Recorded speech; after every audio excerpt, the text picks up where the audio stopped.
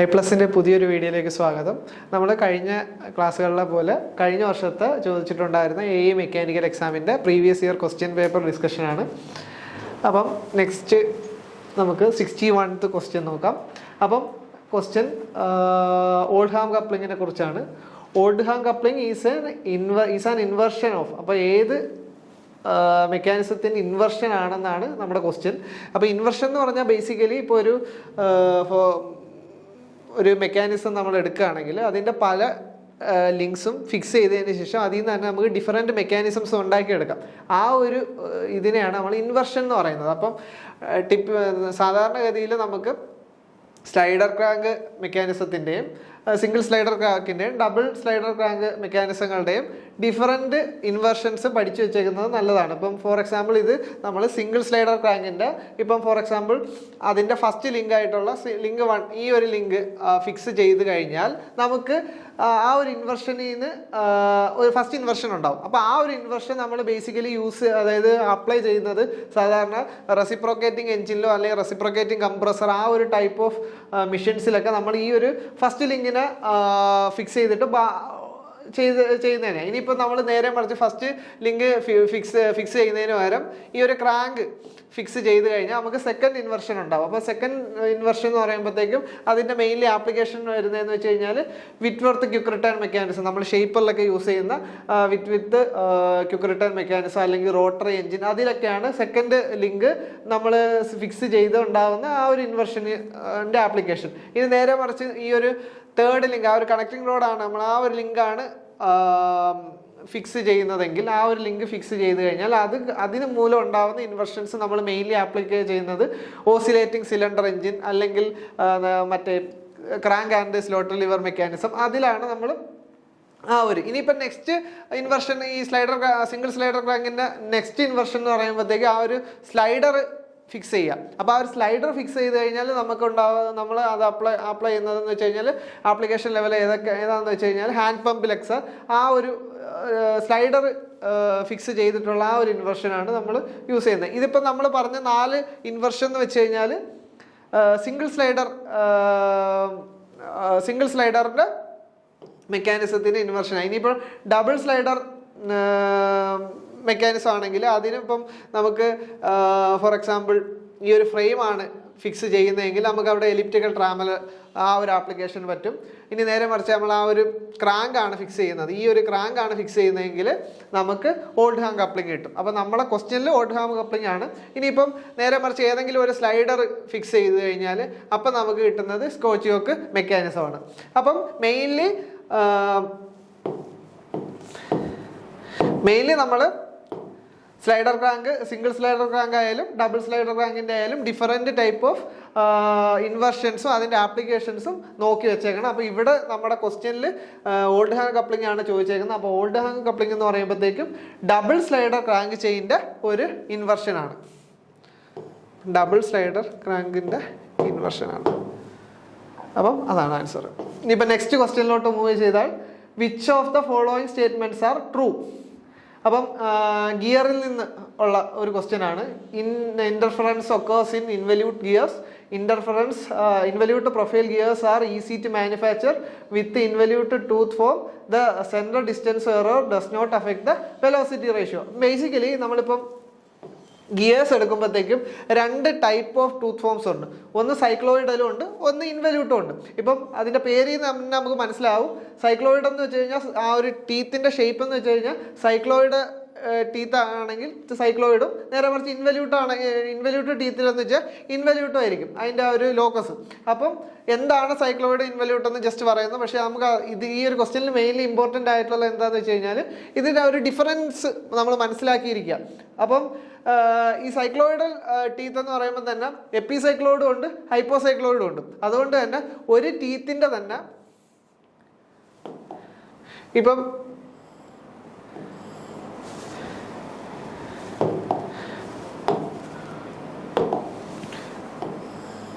ഒരു ടീത്തിൻ്റെ തന്നെ ഒരു പാർട്ട് എപ്പിസൈക്ലോയിഡും അടുത്ത പാർട്ട് ഹൈപ്പോസൈക്ലോയിഡും ആയിരിക്കും. അപ്പം ഒരു ടീത്തിൽ തന്നെ 2 ജോമെട്രി അവിടെ വരുന്നുണ്ട്. അപ്പം 2 ജോമെട്രി വരുന്നത് കൊണ്ട് തന്നെ അതിൻ്റെ മാനുഫാക്ചറിങ് കുറച്ച് ഹാർഡായിരിക്കും. അതുകൊണ്ട് സൈക്ലോയിഡ് ടീത്തിന്റെ മാനുഫാക്ചറിങ് കുറച്ച് കോംപ്ലിക്കേറ്റഡ് ആണ്. നേരെ മറിച്ച് ഇൻവല്യൂട്ട് ടീത്ത് എന്ന് പറയുമ്പോഴത്തേക്കും എൻ്റയർ ടീത്തും ഇൻവല്യൂട്ട് തന്നെ ആയിരിക്കും, ഒറ്റ കർവായിരിക്കും. അതുകൊണ്ട് തന്നെ അതിൻ്റെ മാനുഫാക്ചറിങ് ഒക്കെ സിമ്പിൾ ആയിരിക്കും കമ്പയർഡ് ടു സൈക്ലോയിഡൽ ടീത്ത്.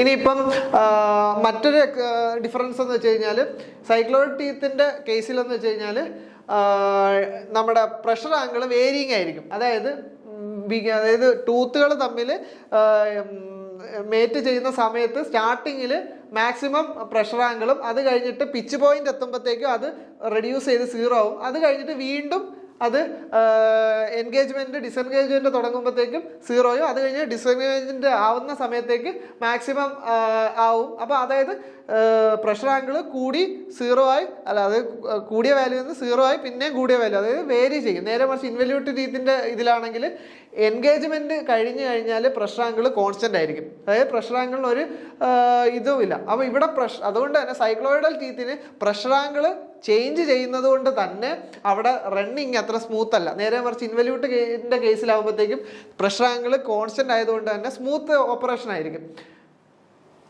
പിന്നെ നമ്മൾ നേരത്തെ പറഞ്ഞതുമായിട്ട് ബന്ധപ്പെടുത്തുകയാണെങ്കിൽ സൈക്ലോയിഡൽ ടീത്തിന്റെ മാനുഫാക്ചറിങ് കുറച്ച് കോംപ്ലക്സ് ആയതുകൊണ്ട് തന്നെ ഒബ്വിയസ്ലി അതിന്റെ കോസ്റ്റിംഗ് കൂടുതലായിരിക്കും. നേരെ മറിച്ച് ഇൻവല്യൂട്ട് ടീത്ത് കോസ്റ്റിംഗ് കുറവായിരിക്കും. പിന്നെ മെയിൻ ഒരു പോയിന്റ് എന്ന് വെച്ച് കഴിഞ്ഞാൽ നമ്മളിപ്പം ഒരു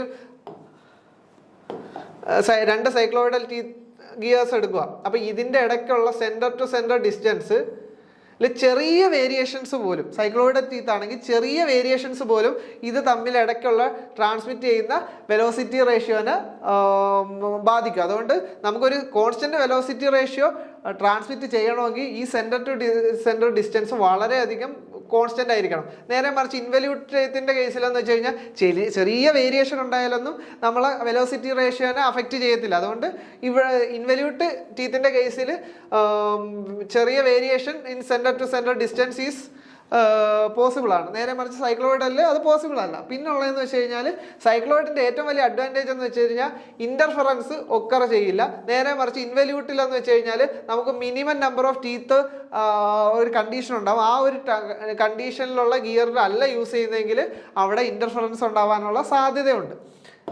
അപ്പം ബേസിക്കലി ഇത്രയാണ് നമ്മൾ ഇൻവല്യൂട്ട് സൈക്ലോയിഡലും ഗിയേഴ്സിനെ കുറിച്ച് പഠിച്ചിരിക്കേണ്ടത്. അപ്പോൾ ഈ ബാക്ക് ടു ദ ക്വസ്റ്റ്യൻസ്, ഇവിടെ ചോദിച്ചേക്കുന്ന സ്റ്റേറ്റ്മെന്റ്സ്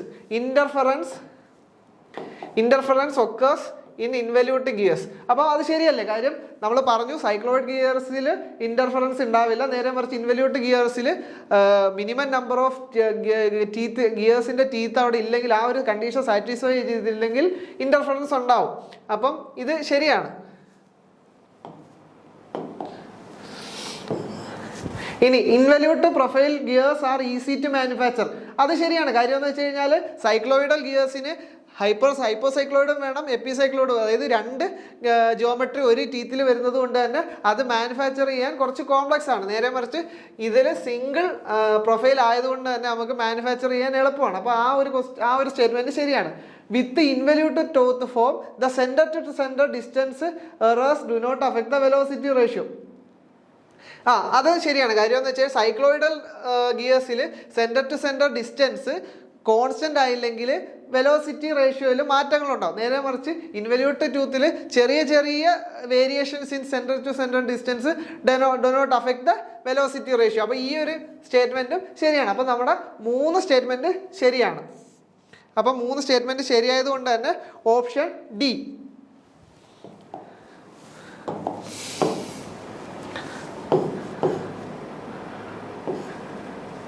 ഓപ്ഷൻ ഡി. ഇനി next question, match the following. അപ്പം നമുക്ക് മാച്ച് ദ ഫോളോയിങ് ആണ്. അപ്പം ആദ്യം വോം ഗിയേഴ്സ്. അപ്പം വോം ഗിയേഴ്സിന് കറസ്പോണ്ടിങ് ആയിട്ടുള്ളത് എന്താന്ന് നോക്കാം.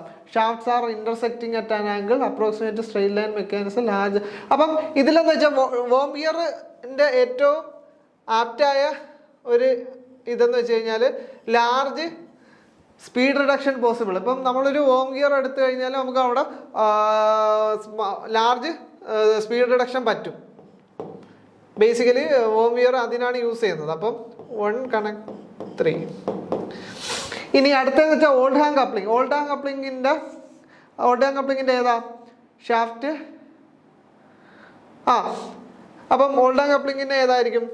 Second coaxial shaft with small misalignment, അതായത് ചെറിയ മിസ്അലൈൻമെന്റ് ഉണ്ടെങ്കിൽ പോലുള്ള കോയാക്സിയൽ ഷാഫ്റ്റുകൾ ബന്ധിപ്പിക്കാനാണ് നമ്മൾ ഈ ഓൾഡാം കപ്ലിംഗ് യൂസ് ചെയ്യുന്നത്.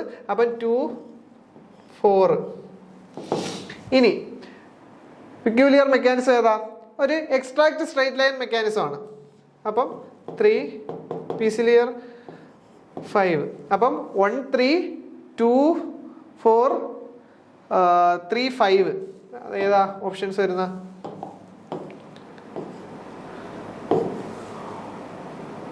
One, 3, P2,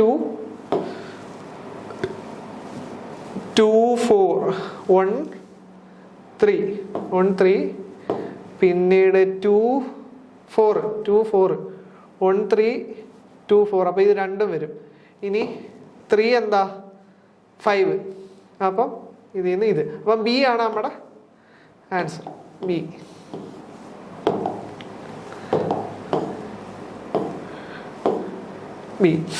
ഇനി next question. A cantilever beam with length L and moment of inertia of cross section I with respect to neutral axis and modulus of elasticity E carries a mission element W at its free end, neglecting the mass of the beam. What is the frequency of free vibration? അപ്പം നമ്മുടെ vibration എന്നുള്ള ഒരു question ആണ്. അപ്പം ഇതിലെന്താ പറഞ്ഞേക്കുന്ന? ഒരു cantilever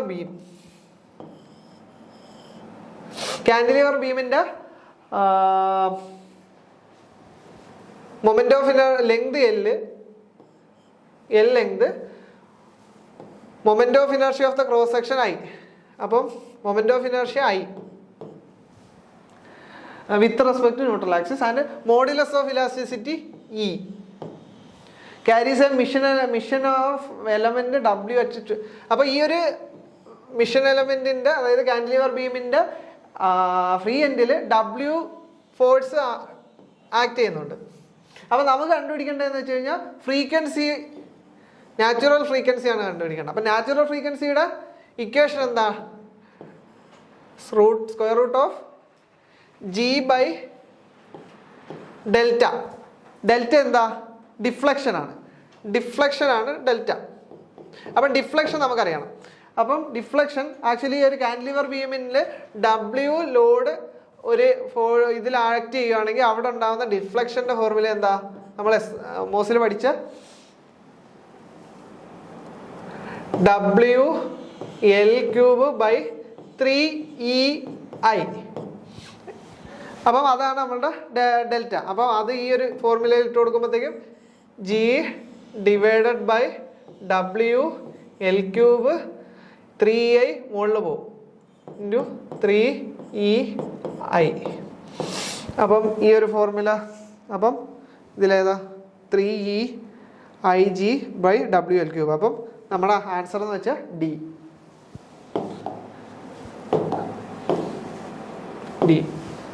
ഇനി single plate clutch having single side friction has outer and inner diameters 100 and 40 mm respectively, assuming uniform pressure of 2 megapascal and coefficient of friction of the inner lining material is 0.4. The torque carrying capacity. അപ്പോൾ നമുക്ക് ക്ലച്ചിൻ്റെ torque carrying capacity ആണ് കണ്ടുപിടിക്കേണ്ടത്.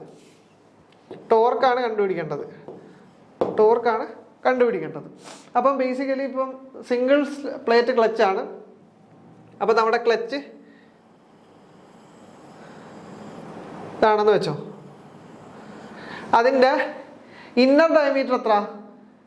Inner diameter 40, ഇത് 40. Outer diameter 100. Inner diameter 40, outer diameter 100. Outer diameter. അപ്പം uniform pressure തിയറിയാണ് ഇവിടെ നമ്മൾ apply ചെയ്യേണ്ടത്. അപ്പോൾ യൂണിഫോം പ്രഷർ കോൺസ്റ്റന്റ് ആയിരിക്കും. അതിൻ്റെ വാല്യൂ എത്ര? 2 MPa ആണ്. കോഎഫിഷ്യന്റ് ഓഫ് ഫ്രിക്ഷൻ μ എത്ര? 0.4. അപ്പോൾ ഇത്രയും വാല്യൂ നമുക്ക് അറിയാം. 0.4. ടോർക്ക് ക്യാരിങ് കപ്പാസിറ്റി ആണ് കണ്ടുപിടിക്കേണ്ടത്. അപ്പം ആദ്യം ബേസിക്കലി ഇവിടെ ആക്ട് ചെയ്യുന്ന ഫോഴ്സ് നമുക്ക് നോക്കാം. അപ്പോൾ ഫോഴ്സ് എന്താ? Force F is equal to അതായത് ഞാനിവിടെ ഒരു ചെറിയൊരു സർക്കുലാർ എലമെന്റ് dr തിക്നെസ് ഉള്ള ഒരു സർക്കുലാർ എലമെന്റ് എടുക്കുക. ഈ ഒരു ഇതില്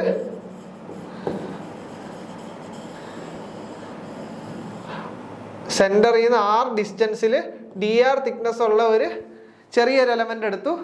അപ്പം ഈ ഒരു പ്രഷർ ഇൻറ്റു ഏരിയ ചെയ്യുമ്പോഴത്തേക്കും നമുക്ക് ഈ ഒരു പ്ലെയിനിലുള്ള ഫോഴ്സ് കിട്ടും. അപ്പം ആ ഒരു പ്ലെയിനിലുള്ള ഫോഴ്സ് എന്ന് പറയുമ്പോൾ P ഇൻറ്റു ഈ ഒരു എലമെന്റിന്റെ ടോട്ടൽ ഏരിയ എത്ര 2πr ഇൻറ്റു dr. അപ്പം ടോട്ടൽ ഏരിയ കിട്ടി. അപ്പം ടോട്ടൽ ഏരിയ അതിൻ്റെ പ്രഷർ ചെയ്തപ്പോഴത്തേക്ക് ആ ഒരു ഫോഴ്സ് കിട്ടി. പക്ഷെ നമുക്ക് ഇവിടെ ട്രാൻസ്ഫർ ചെയ്യുന്ന ഫോഴ്സ് എന്ന് വെച്ച് കഴിഞ്ഞാൽ ഫ്രിക്ഷണൽ ഫോഴ്സാണ്. അപ്പം ആ ഒരു നോർമൽ ഫോഴ്സാണ് നമുക്കിവിടെ കിട്ടിയത്. അപ്പം ആ നോർമൽ ഫോഴ്സിന് ഫ്രിക്ഷണൽ ഫോഴ്സ് ആ ഒരു ട്രാൻസ്ഫർ ചെയ്യുന്ന ഫോഴ്സ് എത്രയാണെന്ന് കണ്ടുപിടിക്കണമെങ്കിൽ ഈ ഫോഴ്സ് ഇൻറ്റു മ്യൂ, അതായത് ഫ്രിക്ഷണൽ ഫോഴ്സ്. അപ്പം F is equal to 2πp mu into r dr. ഇതാണ് ഈ ഒരു എലമെന്റിൽ ചെയ്യുന്ന ഫോഴ്സ്. അപ്പോൾ ആ എലമെന്റിന്റെ ടോർക്ക് എത്ര കിട്ടും? ഈ ഫോഴ്സ് ഇൻറ്റു ആ എലമെന്റിന്റെ ടോർക്ക് എത്ര കിട്ടുക? ഈ ഫോഴ്സ് ഇൻറ്റു ടോർക്ക് കിട്ടാൻ ഫോഴ്സ് ഇൻറ്റു ഡിസ്റ്റൻസ്. അപ്പോൾ ഫോഴ്സ് ഇൻറ്റു r. അപ്പോൾ എന്ത് കിട്ടും? 2πp mu r² dr. അപ്പോൾ ഇത് ആ എലമെന്റിന്റെ. അപ്പം നമുക്ക് ഫുള്ള് ക്ലച്ചിന്റെ കണ്ടുപിടിക്കണമെങ്കിൽ ഇന്റഗ്രേറ്റ് ചെയ്യാം. അപ്പം 2πp mu r² dr. എവിടുന്ന് എവിടം വരെ ഇന്റഗ്രേറ്റ് ചെയ്യണ്ട? നമ്മുടെ മെറ്റീരിയൽ ഈ ഒരു പോയിന്റ് തൊട്ട് ഈ ഒരു പോയിന്റ് വരെ ഉള്ള. അപ്പം r ഇവിടെ എത്ര ആണ്? ഇവിടെ ടോട്ടൽ ഡയമീറ്റർ 40 ആയതുകൊണ്ട് തന്നെ r 20 to നമുക്ക് r20 to r50 വരെ പോകണം. ഇവിടെ ടോട്ടൽ ഡയമീറ്റർ 100 ആണ്. അപ്പം നമുക്ക് ഇന്റഗ്രേറ്റ് ചെയ്യേണ്ടത് 20 to 50 ആണ്. 20 to 50.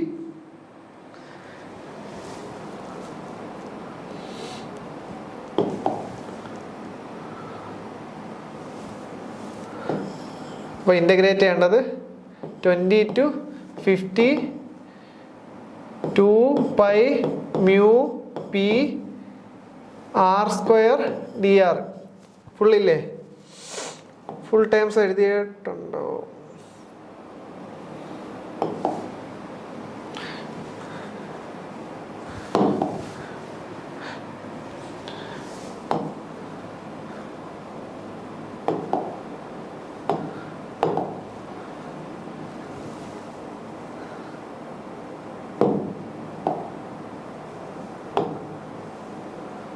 സോറി,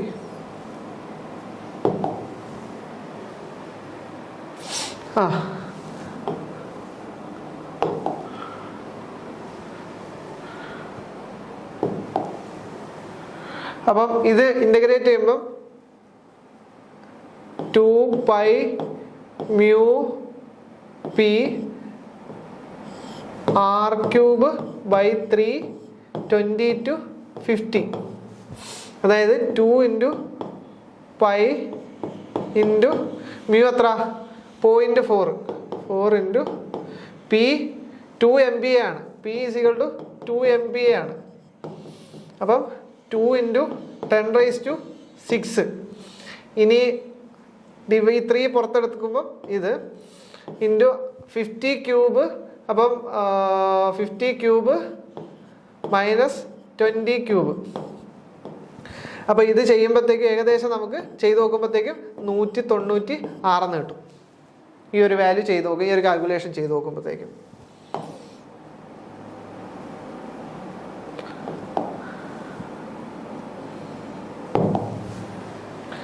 എന്ന് കിട്ടും. ഇനി അടുത്തതെന്ന് വെച്ച് കഴിഞ്ഞാൽ, അടുത്ത ക്വസ്റ്റ്യൻ എന്ന് വെച്ച് കഴിഞ്ഞാൽ, the life of A ball bearing at A load 100 kN is 8000 hours. its life in hours if the load is increased to 20 kilonewton keeping all other conditions same. അപ്പോൾ നമ്മളുടെ ബെയറിംഗിൽ നിന്നുള്ള ബെയറിംഗിൽ നിന്നുള്ള ക്വസ്റ്റ്യൻ ആണ്. അപ്പോൾ ഇത് പറയുന്നത് എന്താണെന്ന് വെച്ച് കഴിഞ്ഞാൽ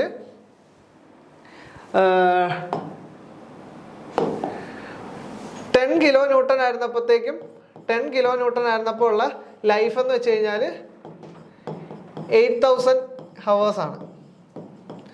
അപ്പം ലോഡ് നമ്മൾ 20 kilonewton ആക്കി, ബാക്കി എല്ലാ കണ്ടീഷൻസും സെയിം ആയി. അപ്പോഴുണ്ടാകുന്ന ലൈഫാണ് നമുക്ക് കണ്ടുപിടിക്കേണ്ടത്. അതാണ് നമുക്ക് കണ്ടുപിടിക്കേണ്ടത്. അപ്പം ഒരു ബെയറിങ്ങിൻ്റെ ലൈഫിൻ്റെ ഫോർമുല എന്താണെന്ന് വെച്ച് കഴിഞ്ഞാൽ L is equal to C/P⁻K. ഈ L എന്ന് വെച്ച് കഴിഞ്ഞാൽ ലൈഫാണ്, റേറ്റിംഗ് ലൈഫ്. അത് എന്തിലാണ് പറയുന്നതെന്ന് വെച്ച് കഴിഞ്ഞാൽ റെവല്യൂഷൻസിലാണ് പറയുന്നത്. സി എന്ന് വെച്ച് കഴിഞ്ഞാൽ നമ്മുടെ ഡൈനാമിക് ലോഡ്, ബേസിക് ഡൈനാമിക് ലോഡാണ്. ഇനി പി എന്ന് പറഞ്ഞു കഴിഞ്ഞാൽ നമ്മൾ കൊടുക്കുന്ന ലോഡ് അല്ലെങ്കിൽ ഇക്വലന്റ് ഡൈനാമിക് ലോഡ്. കെ എന്ന് പറഞ്ഞു കഴിഞ്ഞാൽ ആ ഒരു കെ എന്ന് പറയുന്ന ആ ഒരു എക്സ്പോണന്റിന്റെ value. For example ball bearing ആണെങ്കിൽ 3ഉം നേരെ മറിച്ച് റോളർ ബിയർ ആണെങ്കിൽ 10/3 ആണ് കൊടുക്കേണ്ടത്. അപ്പോൾ ഇവിടെ നമുക്ക് ക്വസ്റ്റ്യനിൽ പറഞ്ഞേക്കുന്നതെന്ന് വെച്ച് കഴിഞ്ഞാൽ 10 kilonewton കൊടുത്തപ്പം ഇവിടെ ലൈഫ് ജസ്റ്റ് റെവല്യൂഷൻസിലൊന്നും അല്ല തന്നേക്കുന്നത്, ടൈമിലാണ്, അവേഴ്സിലാണ് തന്നേക്കുന്നത്. അപ്പം നമുക്ക് ഈ ഒരു ഇക്വേഷനിൽ നിന്ന് മനസ്സിലാവുന്ന ഒരു കാര്യം എന്ന് വെച്ച് കഴിഞ്ഞാൽ ബാക്കി എല്ലാ കണ്ടീഷൻസും സെയിം ആണ്. അപ്പം ആകെ ഇവിടെ മാറുന്നത് ലോഡ് മാത്രമേ ഉള്ളൂ. അപ്പം ലൈഫ് ഈസ് പ്രപ്പോർഷണൽ ടു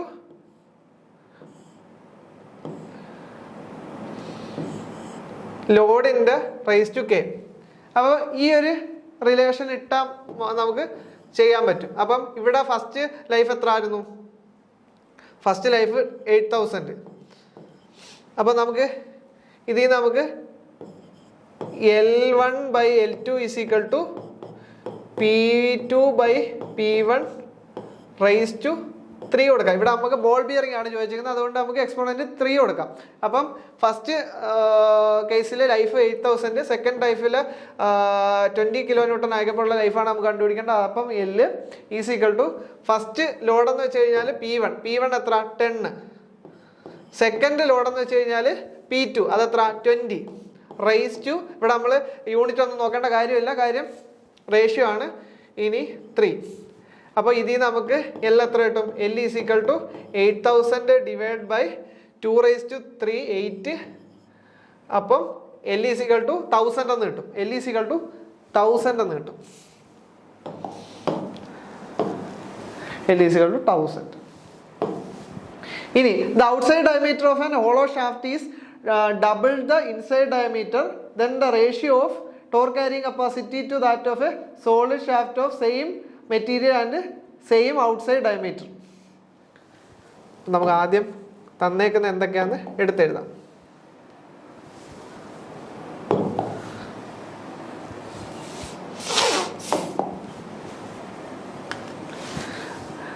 അപ്പം ഒരു ഷാഫ്റ്റ്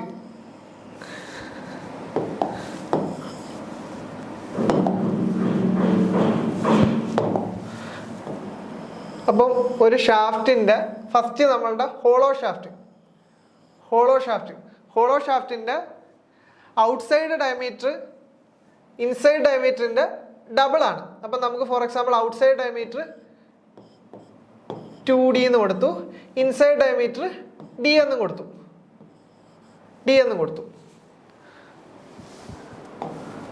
ഇനി ക്വസ്റ്റ്യനിൽ പറഞ്ഞേക്കുന്നത് എന്താണെന്ന് വെച്ച് കഴിഞ്ഞാൽ outside diameter of the hollow shaft is double the inside diameter. The ratio of torque carrying capacity to that of a solid or shaft of same material and same outside diameter. അതായത് ഇനി നമ്മൾ എടുക്കുന്ന സാധനം എന്ന് വെച്ച് കഴിഞ്ഞാൽ ഒരു solid shaft ആണ്. ആ സോളിഡ് ഷാഫ്റ്റിന് സെയിം എക്സ്റ്റേണൽ ഡയമീറ്റർ ഉണ്ട്. അതായത് 2D ഡയമീറ്റർ ഉള്ള ഒരു സോളിഡ് ഷാഫ്റ്റ് എടുത്ത് ഈ രണ്ട് ഇതിൻ്റെയും ടോർക്ക് ക്യാരിയിങ്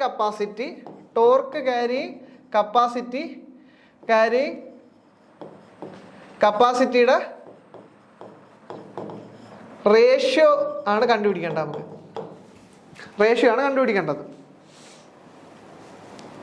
അപ്പം ബേസിക്കലി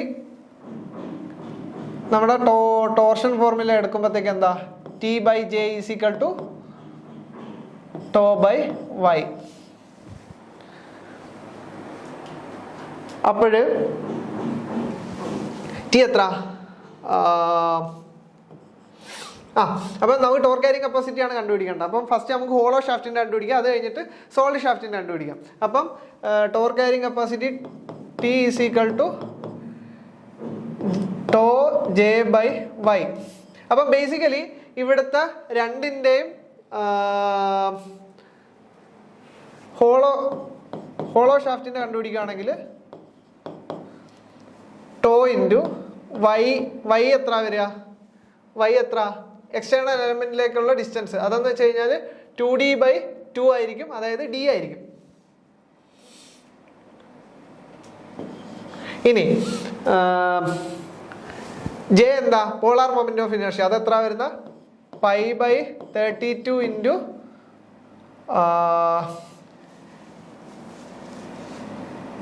എക്സ്റ്റേണൽ ഡയമീറ്റർ എത്ര, 2d⁴ minus internal diameter d⁴. ഇതാണ് നമ്മുടെ ഹോളോ ഷാഫ്റ്റിന്റെ ടോർക്ക് ക്യാരിങ് കപ്പാസിറ്റി. ഇനി സോളിഡ് ഷാഫ്റ്റിന്റെ ടോർക്ക് ക്യാരിങ് കപ്പാസിറ്റി എത്ര വരും, അത് ടോ ബൈ സെയിം ഡയമീറ്റർ ആയതുകൊണ്ട് തന്നെ എക്സ്റ്റേണൽ എലമെന്റിലേക്കുള്ള ഡിസ്റ്റൻസ് 2d/d തന്നെ ആയിരിക്കും, ഇൻറ്റു π/32 ഇൻറ്റു 2d⁴. അപ്പം ഇത് തമ്മിൽ ഡിവൈഡ് ചെയ്യാം. അപ്പോൾ ഇതും ക്യാൻസൽ ആയിപ്പോവും, ഇതും ക്യാൻസൽ ആയിപ്പോവും. അപ്പം നമുക്ക് ബാക്കി വരുന്ന എന്തായിരിക്കും, 2d⁴ ഡിവൈഡ് ബൈ d⁴/2d⁴, അതായത് 1 മൈനസ്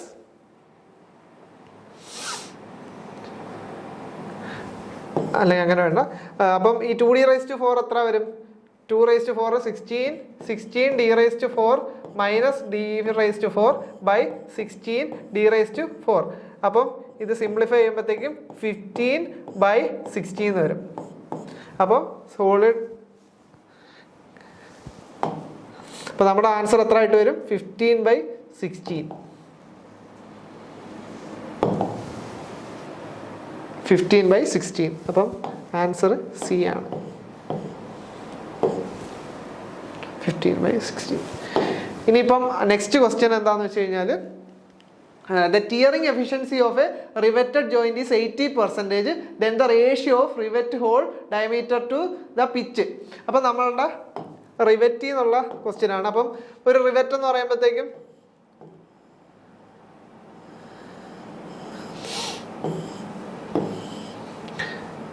അപ്പോൾ ഇവിടെ നമ്മളൊരു റിവറ്റ് കൊടുത്തു. അപ്പോൾ ഇവിടെ റിവറ്റ് കൊടുക്കുമ്പോഴത്തേക്കും ഇവിടെ ഏരിയ കുറയും. ഏരിയ കുറയുമ്പോഴത്തേക്കും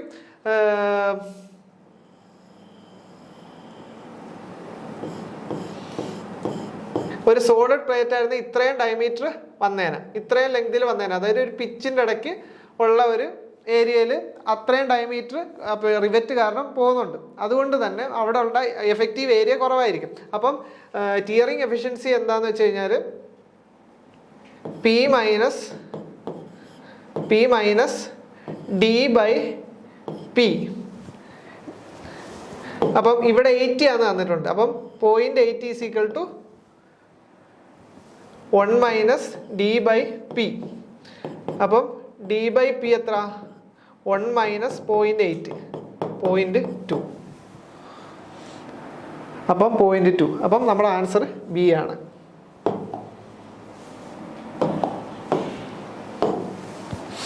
ഇനി 69, the principal stresses of a 2-dimensional state of stress are σ1 and σ2. അപ്പം പ്രിൻസിപ്പൽ സ്ട്രെസ് σ1 σ2 ആണ്. σ1 ഈസ് ഗ്രേറ്റർ ദാൻ σ2. അപ്പം ഇവിടെ പ്രിൻസിപ്പൽ സ്ട്രെസ്സിൽ σ1 ആണ് higher. Both are tensile. Then which one of the following would be the correct criterion for failure according to maximum shear stress theory? Maximum shear stress theory വെച്ചിട്ട് failure ഏതാണെന്ന്, failure condition ഏതാണ് എന്നാണ് ചോദിക്കുന്നത്. അപ്പം ഇതിൽ നമുക്ക് മനസ്സിലാക്കാം, ഏറ്റവും ഹയർ ആയിട്ടുള്ള σ1 ആണ്. അപ്പോൾ σ1ൻ്റെ പകുതിയായിരിക്കും yield by 2. അപ്പം നമ്മുടെ ആൻസർ എ ആണ്. അപ്പോൾ ഇനി നമുക്ക് ഈ ഒരു സെഷനിൽ ലാസ്റ്റ് ക്വസ്റ്റ്യനിലേക്ക് കടക്കാം. The slider 2 moves inward with a velocity v along a length 3 which is rotating clockwise with an angular velocity omega w. The magnitude and direction of Coriolis acceleration. അപ്പം Coriolis acceleration റിലേറ്റ് ചെയ്തിട്ടുള്ള question ആണ്.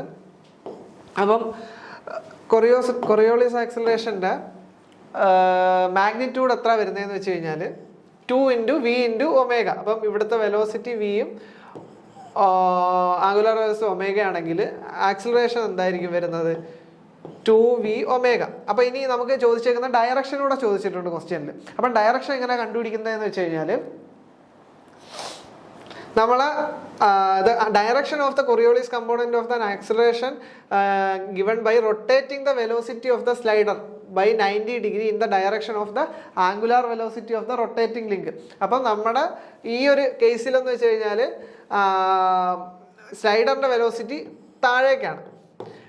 ഇനിയിപ്പം നമ്മുടെ link rotate ചെയ്യുന്ന ഏത് ഡയറക്ഷനിലോട്ടാണ്? Clock vice ഡയറക്ഷനിലോട്ടാണ്.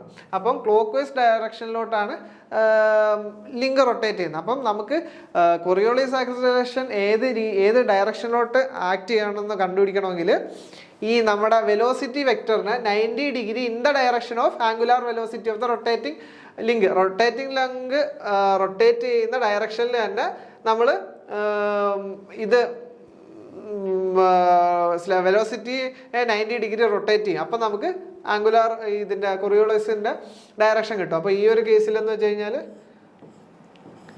ഇങ്ങോട്ട് 90 degree rotate ചെയ്യുമ്പോഴത്തേക്ക് നമുക്ക് ഈ ഒരു ഡയറക്ഷനിലാണ് കിട്ടുന്നത്. അപ്പം ഇതാണ് ആൻസർ, 2ωv. അപ്പം ആൻസർ ചെയ്തത്.